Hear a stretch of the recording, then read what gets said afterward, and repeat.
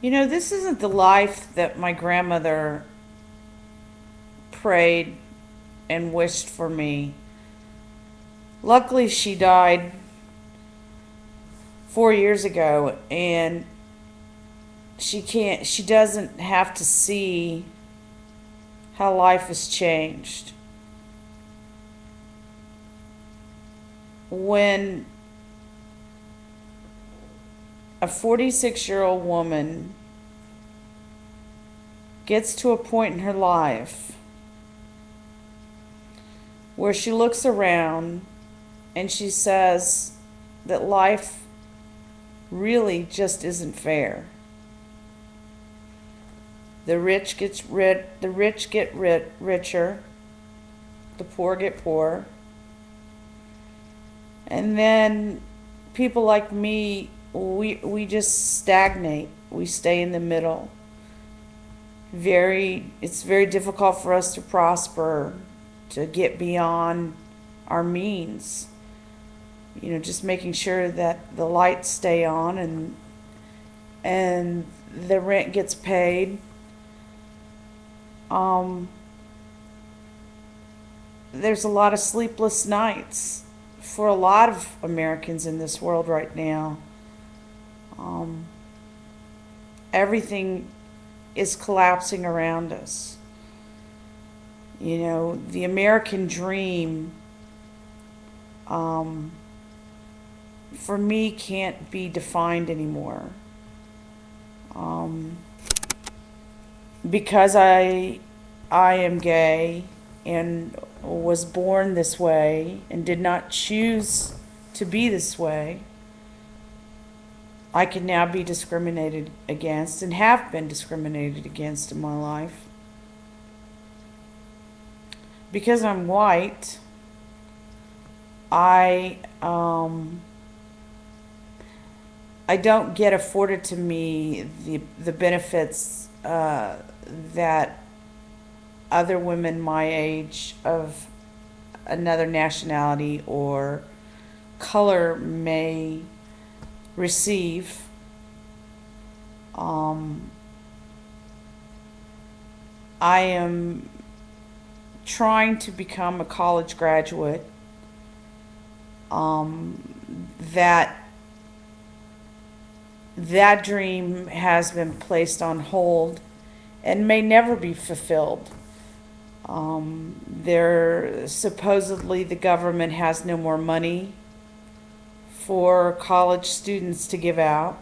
And so therefore those of us that might be in my situation of 3 credits or 3 semesters from graduation, and there's no more money. Credit cards are maxed. The government's not giving out any kind of loans. Banks aren't giving out any kind of loans.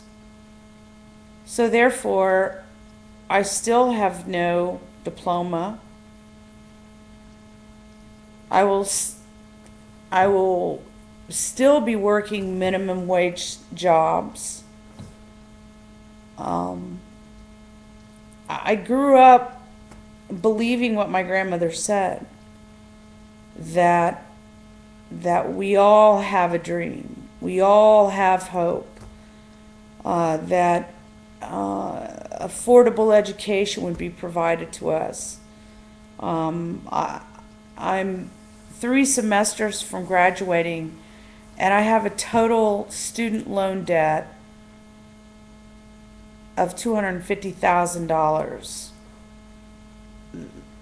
I don't know whose book we're calculating, but $250 is not affordable education. Um,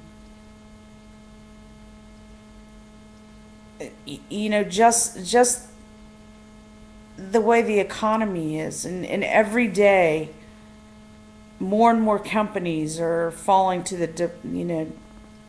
are falling, and job security, there is no job security. I could go in tomorrow to my job and they tell me I have no job anymore, which leaves me with no home, no car, no possessions. All will have to be sold. What has happened to America?